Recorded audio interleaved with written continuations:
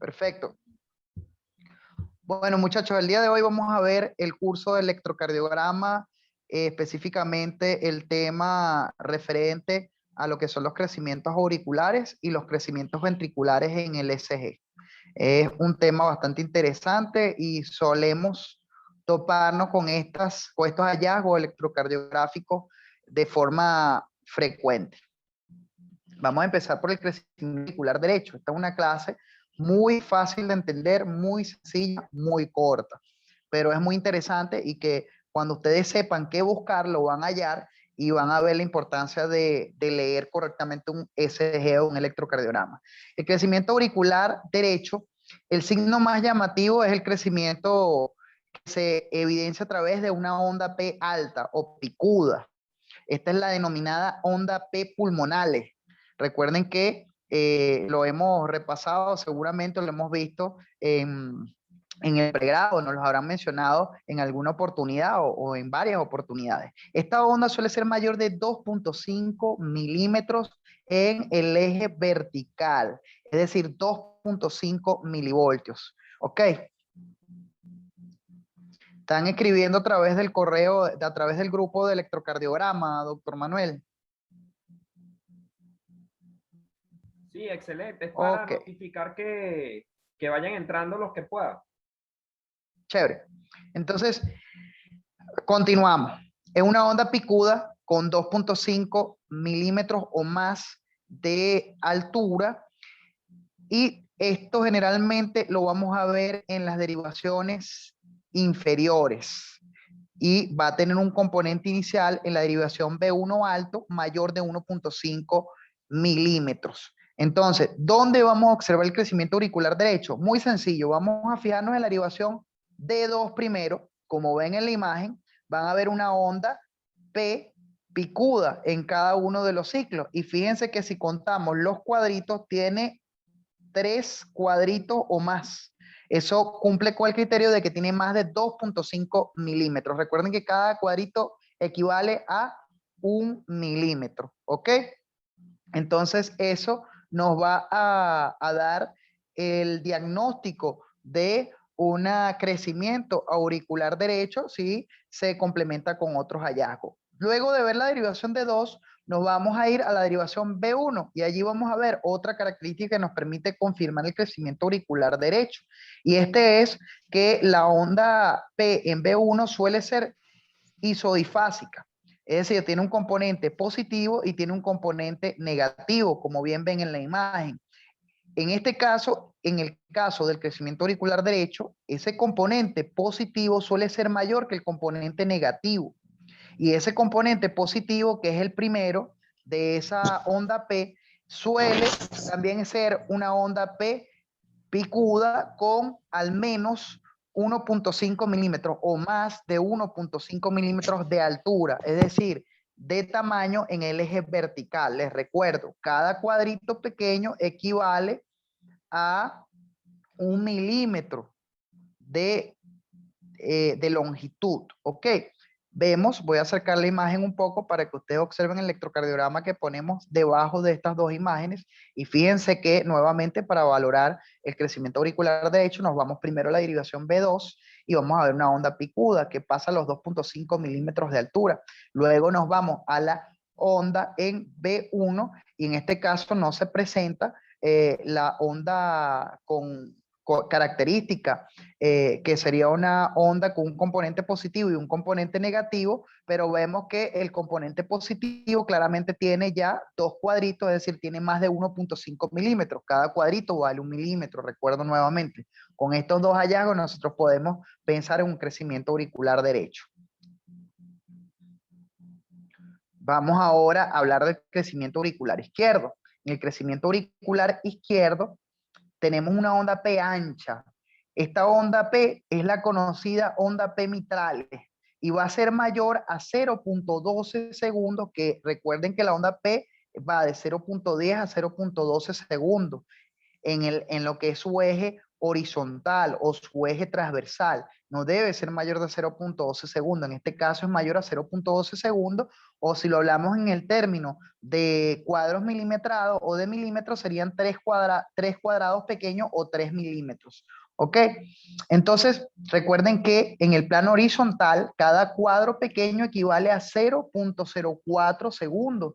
Si nosotros multiplicamos eso por 3, que serían 3 cuadritos pequeños, tenemos 0.12 segundos. Es decir, que para que una onda P sea ancha en la derivación de 2, debe tener más de 3 cuadraditos pequeños, es decir, mayor a 0.12 segundos. En ocasiones el componente derecho e izquierdo de la onda P se separa ligeramente, dando a la onda P una forma de M minúscula, clásicamente llamada una onda P mitrale, como ya les explicaba. El predominio ahora en la derivación de B1, a diferencia del crecimiento auricular derecho, va a ser de la porción o la parte negativa de esa onda P en la derivación precordial B1. Vamos a verlo en la imagen.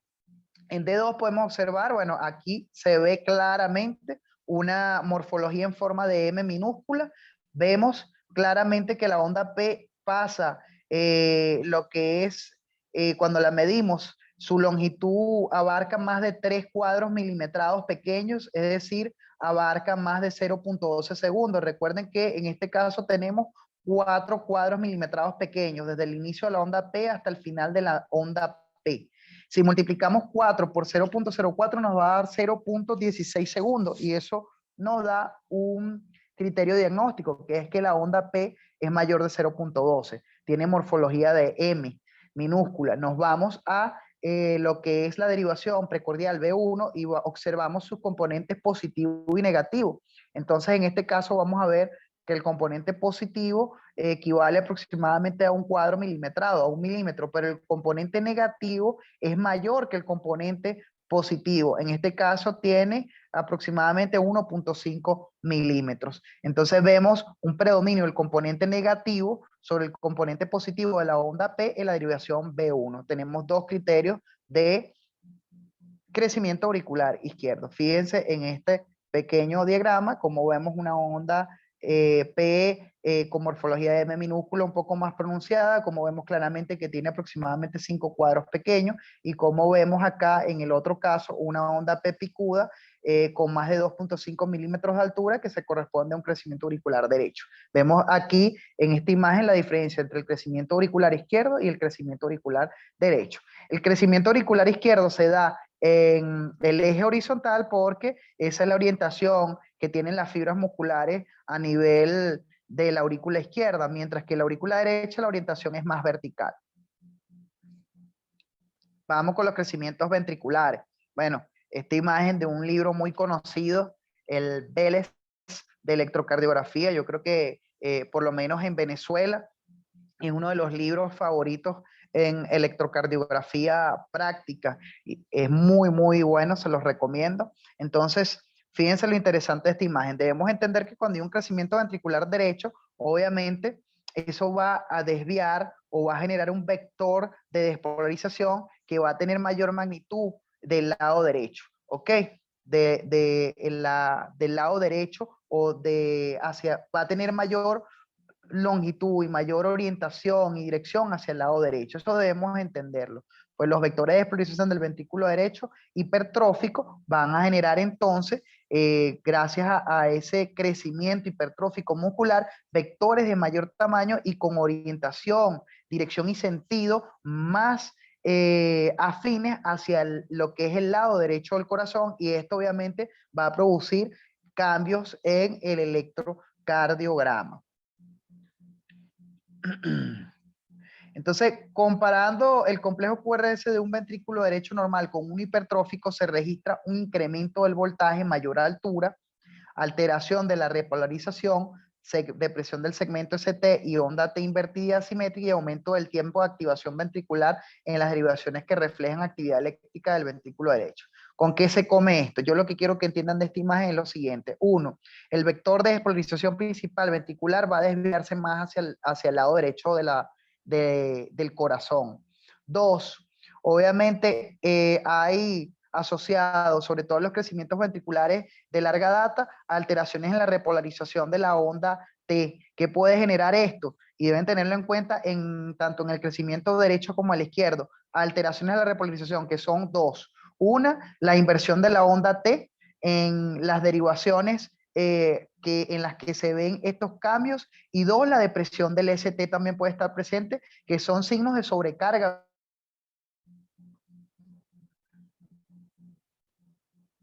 Y tres, el tiempo de activación ventricular, que voy a usar la imagen anterior para que ustedes, para amplificarla y ustedes puedan entenderla. El tiempo de activación ventricular vendría a ser desde el principio acá de la onda Q hasta el pico de la onda R. Eso es lo que conocemos como tiempo de activación y se mide en el plano horizontal. Él debe ser menor de 0.03 segundos generalmente en las derivaciones de miembros y menor de 0.04 en las derivaciones precordiales. Ya vamos a ahondar en esto porque vamos a explicarlo ahora más detalladamente. ¿Cuáles son las características del crecimiento ventricular derecho? Bueno, en las derivaciones precordiales vamos a tener una onda R mayor que una onda S. Esto va a ser a nivel de la derivación B1.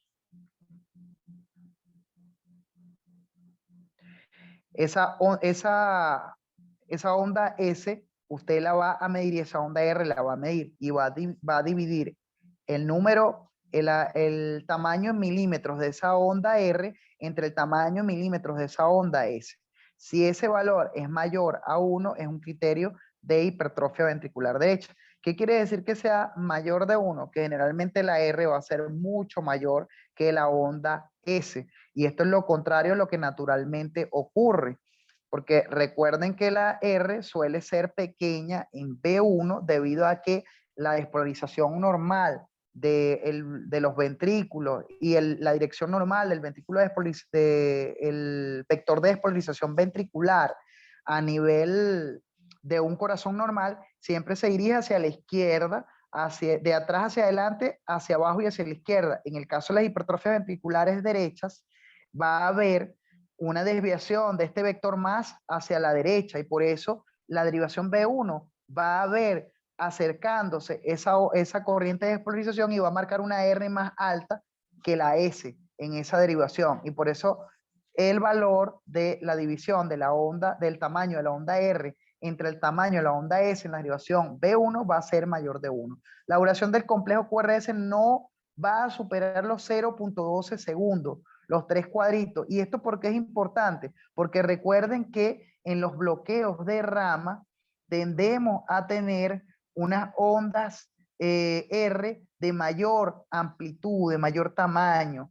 Si nosotros tenemos una onda R o tenemos un complejo QRS con más de 0.12 segundos, debemos descartar la posibilidad de bloqueo de rama. Y recuerden que los bloqueos de rama pueden alterar la morfología de las ondas R y aumentar inclusive su amplitud. Y el tiempo de activación ventricular es mayor a 0.03 segundos en B1 y B2. Ya le dije que el tiempo de activación ventricular es ese periodo que va desde el principio de la onda Q, el principio de la onda R, hasta el pico máximo en la altura de lo que es la onda R.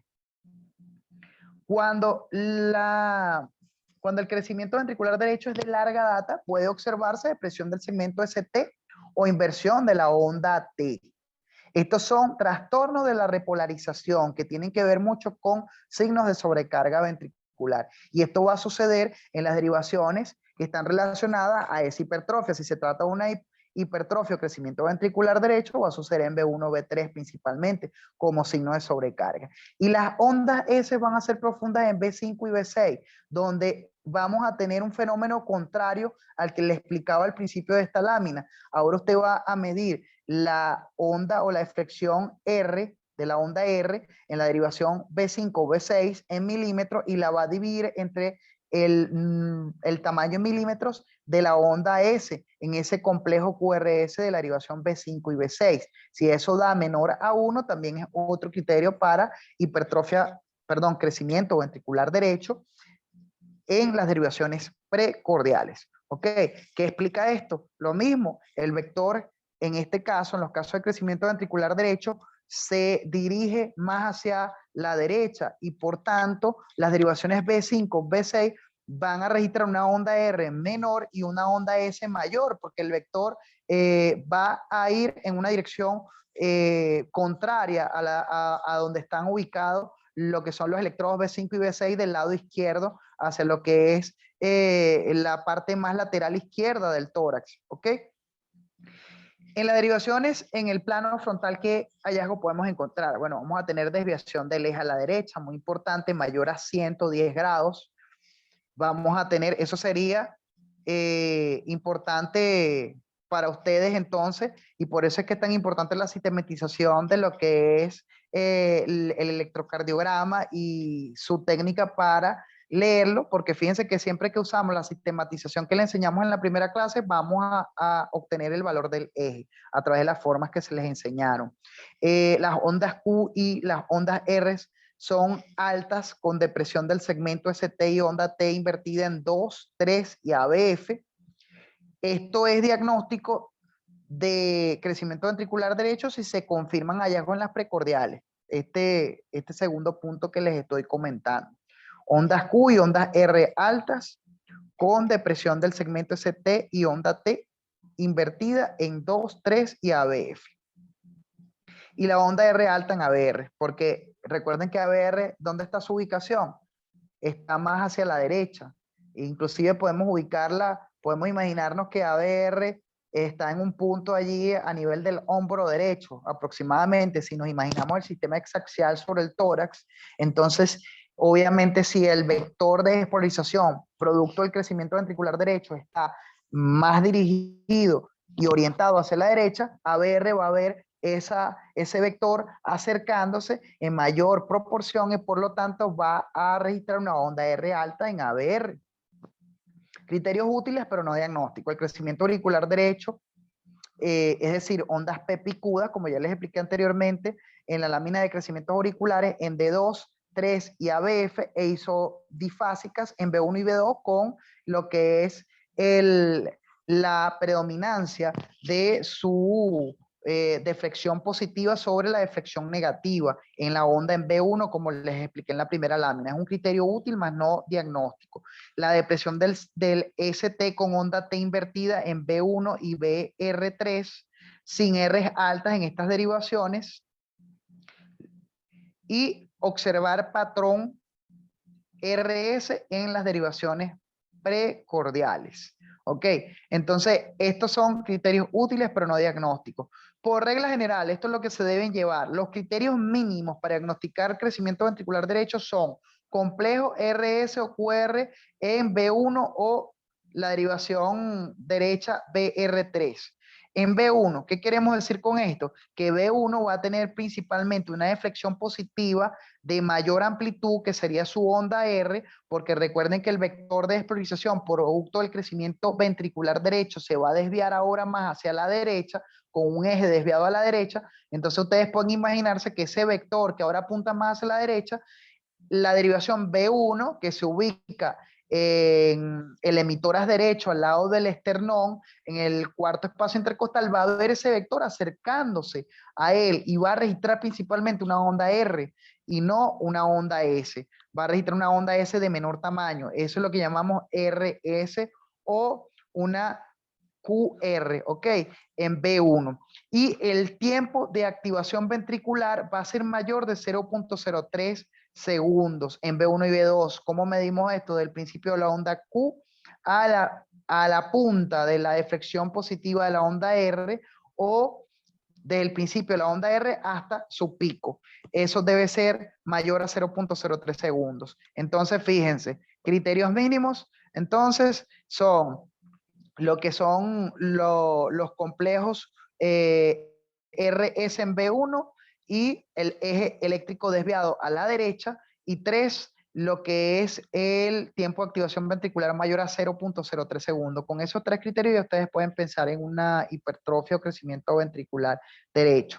Pueden hacer, y yo particularmente lo uso, dividir la onda R en B1 o B2 entre la S de ese mismo complejo, y si eso me da mayor a 1, y además lo complemento con la división de la onda S profunda en B5, perdón, la división de la onda R en B5, B6 entre la onda S en B5, B6 y me da menor a 1, bueno, eso es un crecimiento ventricular derecho.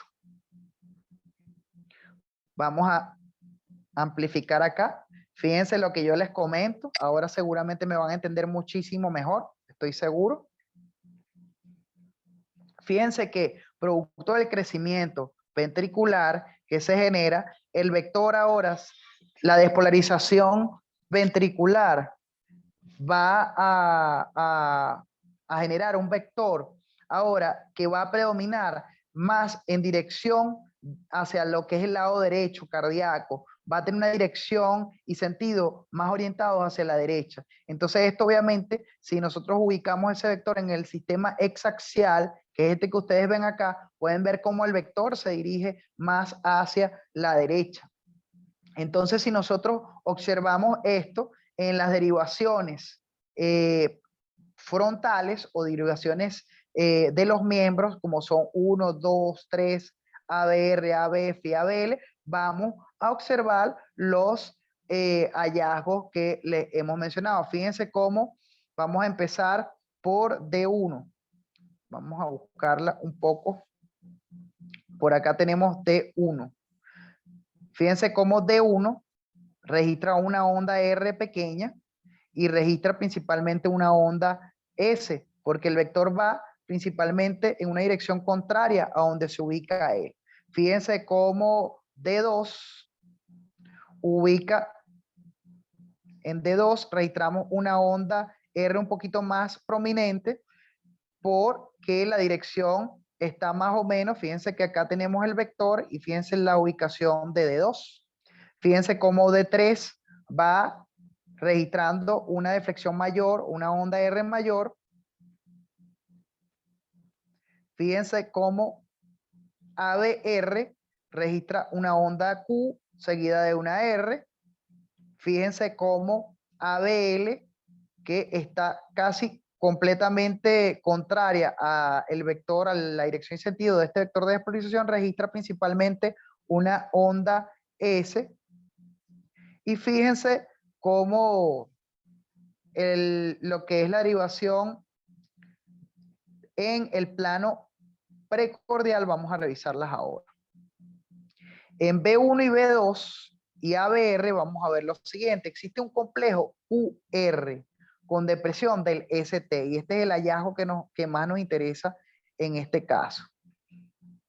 Fíjense cómo tenemos una pequeña Q con una R inmensa. Si nosotros dividimos el valor de esta R entre la S, inclusive en este caso no hay S, vamos a tener ya de entrada que es mayor de 1. Vamos a tener ya de entrada una importante prominencia de lo que es la onda R, la deflexión positiva en la derivación B1. Pero si nos vamos a la derivación B2, vamos a observar como criterio, señores, que si nosotros medimos esta onda R, que tiene aproximadamente, aquí cuento, 10, 15, 20, 21, 22, 23 milímetros, y la dividimos entre su S, que es la que está acá abajo, que tiene aproximadamente 1, 2, 3, 4, 5 milímetros.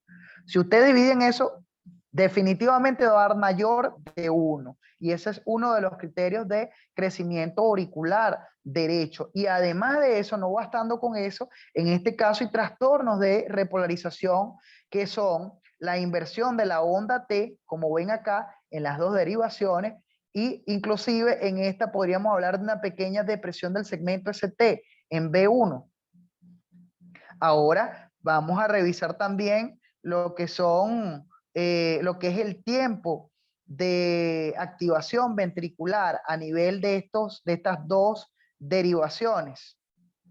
Fíjense que si nosotros, voy a amplificar un poco más para intentar de darles mayor visibilidad. Fíjense que si nosotros medimos del principio de la onda Q, que sería, está marcado más o menos acá, podemos contar con un poquito poniendo un poquito de vista, 1 y 2 cuadritos hasta lo que es porque contamos el principio de la onda U hasta esta punta que ustedes ven acá. Y los cuadros milimetrados que estén allí, que equivalen a 1 milímetro, es lo que nos va a dar la medición. En este caso hay 2 cuadros milimetrados, eso equivale a 2 milímetros, lo multiplicamos por 0.04, que es el valor de cada cuadro milimetrado en el eje horizontal, y eso nos da 0.08 segundos. Está mayor a 0.03 segundos. Tiene un tiempo de activación ventricular mayor de 0.03. Entonces, en estas dos derivaciones conseguimos los tres criterios importantes para el diagnóstico de crecimiento auricular derecho. Tenemos un cociente RS mayor de 1, tenemos un tiempo de activación ventricular mayor a 0.03 y tenemos también, además de eso, una onda RS en este caso, y en este caso una QR, Q minúscula, R mayúscula, y en este caso una RS, R mayúscula, S minúscula. Fíjense la importancia. También observamos ondas R alta y depresión del segmento ST e inversión de la onda T en las derivaciones 2, 3 y ABF. Vamos a ella. Aquí podemos observar inversiones de la onda T con depresión del segmento ST y ondas R altas en estas derivaciones. También son hallazgos que nos pueden ayudar en el diagnóstico. Y muy importante, el eje medio del QRS en el plano frontal es de más 120. Dijimos que si está desviado por encima de 110, es el otro criterio fundamental para el diagnóstico del crecimiento auricular. Entonces vamos a observar ahora, vamos a calcular el eje.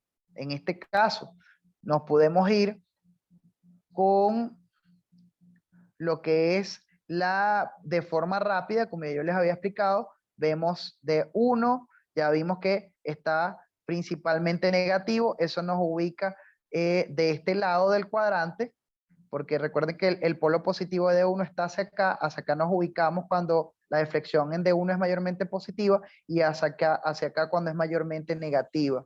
Y ubicamos ABF, que es principalmente positiva, la derivación, la deflexión en esta derivación, por lo tanto, el polo positivo de ABF está de este lado, quiere decir que nuestro vector se va a ubicar en este cuadrante. Ya sencillamente con ver esas dos derivaciones podemos ver que la derivación, podemos ver que la desviación del eje está hacia la derecha. Si queremos ser un poquito más específicos, buscamos una derivación isodifásica. Por ejemplo, vamos a ver si podemos ver acá podemos decir que la derivación ADR, podemos tomarla como isodifásica, buscamos la perpendicular a ABR, en este caso, la perpendicular a ABR sería específicamente D3 y nos vamos nos vamos luego a D3, vemos que D3 registra una deflexión principalmente positiva y si nos vamos a D3 nuevamente y vemos qué marca, qué ángulo o gradación marca en su polo positivo o en la dirección del vector, vemos que es más 120 y esa es una forma más específica de sacarla. Repito, nuevamente el eje, buscamos la derivación más isodifásica, en este caso es ABR. Buscamos la derivación que la corta perpendicularmente y esa es D3, como ven acá, corta a ABR perpendicularmente. Vamos nuevamente al electrocardiograma y buscamos a D3 y vemos qué deflexión es la que predomina en la onda. En este caso es su onda R, predomina lo que es la deflexión positiva, es un complejo positivo. Por lo tanto, vamos otra vez al sistema axial y nos ubicamos en la dirección positiva de lo que es la derivación D3, que en este caso está hacia lo que es el cuadrante que vemos en la imagen, donde nos marca más 120 grados. Por lo tanto, hay una desviación hacia la derecha. Bueno, ahí tenemos en un solo electro todas las características de crecimiento ventricular de hecho. Terminamos con el crecimiento ventricular izquierdo.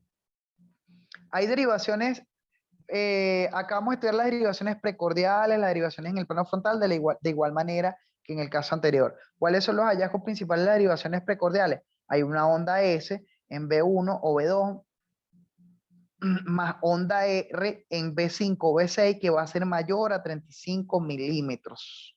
Si es un paciente con más de 30 años, debe ser mayor a 40 milímetros. Si es un paciente entre 20 o 30 años, debe ser mayor a 60 milímetros. Si el paciente tiene una edad entre 16 y 20 años, debe ser mayor a 60 milímetros. ¿Ok? Entonces, repito, onda S, van a medir la onda S en milímetros, su tamaño en el eje vertical, en la dirección B1, y le van a sumar la onda R en dirección vertical medida en milímetros en B5 o B6. Si eso va mayor a 35 milímetros, eso es un criterio de hipertrofia ventricular o crecimiento ventricular izquierdo, pero tomar en consideración las edades, mayor a 30 años, cuando son de 20 a 30 años o cuando tienen de 16 a 20 años. Mientras más joven, mayor tiene que ser el criterio de evaluación. También tenemos como otro criterio una onda R de B5 o B6 mayor a 27 milímetros. Es decir, solamente medimos la onda R en B5 o B6 y si eso mide más de 27 milímetros, es decir, 27 cuadritos pequeños, eso nos da otro criterio. El QRS puede ser mayor a 0.11 en ocasiones, pero recuerden que cuando tenemos QRS mayores a 0.12, debemos pensar en bloqueos y que los bloqueos de rama, recuerden, la morfología que estos tienen pueden alterar la amplitud de los complejos y de las deflexiones en el complejo QRS. El tiempo de activación ventricular debe ser mayor a 0.05 segundos. Y la depresión del ST, inversión de la onda T en B5 o B6, también puede estar presente como signos de sobrecarga ventricular, como vimos en el caso del crecimiento ventricular derecho. La onda S profunda en B1 o B2 mayor a 2.5 milivoltios o más de 2.5 cuadros grandes, es decir, mayor a 25 milímetros, también puede ser un hallazgo en las derivaciones precordiales, porque recuerden que ahora el vector se va a dirigir principalmente o se va a desviar hacia la izquierda. Entonces, todas las derivaciones precordiales o de miembros que estén más orientadas hacia el lado izquierdo, la van a registrar principalmente como un vector que se aleja y van a registrar principalmente, por lo tanto, deflexiones negativas. Recuerden que todo lo que se aleja del electrodo o derivación va a ser registrado como una deflexión negativa y todo lo que se acerca va a ser registrado como positivo. Lo que pase perpendicular puede ser registrado con una onda con dos deflexiones, un componente negativo y un componente positivo, o viceversa, un componente positivo y componente negativo. Recuerden eso. Y recuerden que los vectores, cuando les hablo de vectores, me estoy refiriendo a que la máquina ecográfica, ella promedia la dirección de la onda de despolarización a nivel cardíaco y genera una serie de vectores que promedia y saca un vector final, que es el que ella toma como guía en lo que se refiere a su dirección y sentido para poder establecer el trazo o escribir en el papel electrocardiográfico lo que son las deflexiones tanto positivas como negativas. Derivaciones en el plano frontal. ¿Cuáles son los hallazgos? Ondas R altas con depresión del segmento ST, inversión de la onda T en la derivación 1 y en la derivación ABL. Si es mayor a 11 milímetros, es muy específico, pero poco sensible. Ocurre en el 25% de los casos. Por eso es que es poco sensible. Las R pueden ser altas en derivaciones de miembro, pudiendo ser superiores a 2 milivoltios. Ok, la R en la derivación 1 del plano frontal o D1 más la S en la derivación del plano frontal D3 mayor a 26 milímetros también es otro criterio de las derivaciones frontales. La onda R en ABF mayor a 20 milímetros es diagnóstico de crecimiento ventricular izquierdo si se confirma también los hallazgos característicos de las ondas precordiales. La tendencia del eje a la izquierda, de desviarse a la izquierda, entre 0 y 30 grados. Si el eje, esto es un dato muy importante que nos da el Vélez, si el eje tiene una desviación por encima de -30, es decir, -40, -60, -90, puede estar asociado más a un hemibloqueo izquierdo. En presencia de eje desviado a la izquierda, más de -30 asociado a una R mayor a 16 milímetros en ABL, se plantea más la posibilidad de crecimiento ventricular izquierdo que en mi bloqueo. Entonces, otro dato esencial. Si esa desviación del eje es mayor a -30, pero hay predominancia en o hay la presencia de una onda R muy alta, mayor a 16 milímetros en ABL, lo más probable es que sea una hipertrofia, que se trate de un crecimiento ventricular izquierdo, que de un hemibloqueo izquierdo. ¿Cuáles son los criterios mínimos para considerar lo que es el crecimiento ventricular izquierdo? Son la onda R en ADL mayor a 11 milímetros o mayor a 27 milímetros en B5 o B6, o la suma del voltaje de lo que es la S en B1 más la R en B5 o B6 mayor a 35 milímetros. ¿Ok? A esto le podemos asociar lo que es el tiempo de activación ventricular mayor a 0.05 segundos.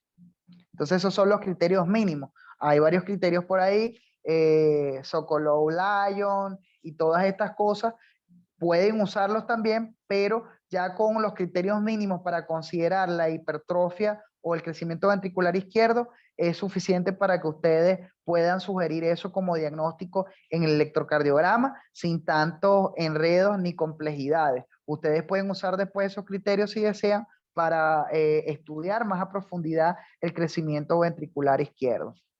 Si además de esto, señores, ustedes tienen esos criterios mínimos y tienen una clínica del paciente o tienen un hallazgo o una patología subyacente en el paciente que pueda asociarse a crecimientos ventriculares izquierdos, ustedes, bueno, con más razón hacen el diagnóstico. Por ejemplo, si el paciente tiene antecedente de una estenosis mitral, de una estenosis aórtica, si tiene antecedentes de una hipertensión arterial no controlada, entre otras cardiopatías, ustedes pueden pensar en ese crecimiento auricular izquierdo con más confianza y pueden hacer el diagnóstico fundamentado también en lo que es la clínica del paciente. Bueno, vamos a ver entonces el electro ejemplar. En este caso, vemos que ahora el vector de despolarización ventricular que nos registra el electrocardiógrafo al realizar la suma de los vectores que como tal representan la dirección y sentido de la despolarización ventricular, es uno que se dirige o está desviado, como ustedes ven, en el plano frontal hacia la izquierda. Fíjense que se ubica en este cuadrante, una desviación a la izquierda por encima de -30 o más o menos alrededor de -30. ¿Ok? Entonces, por tanto, eso nos va a generar unas alteraciones. Y fíjense cómo hay una desviación hacia la izquierda. Esto se lo van a imaginar en el plano transversal, como si cortáramos el corazón por la mitad en el plano horizontal. Y fíjense que acá está B1, B2, B3, B4, B5 y B6. Fíjense que las derivaciones B5 y B6 van a ver ese vector de despolarización acercándose hacia ellas. ¿Ok? Mientras las derivaciones B1 y B2 lo van a ver principalmente alejándose. Entonces vamos a entender ahora lo siguiente. La suma de la onda S y la onda R es mayor de 35 milímetros, uno de los criterios que conversamos. Nosotros podemos observar que en B1 hay una S bastante prominente. En este caso tenemos 5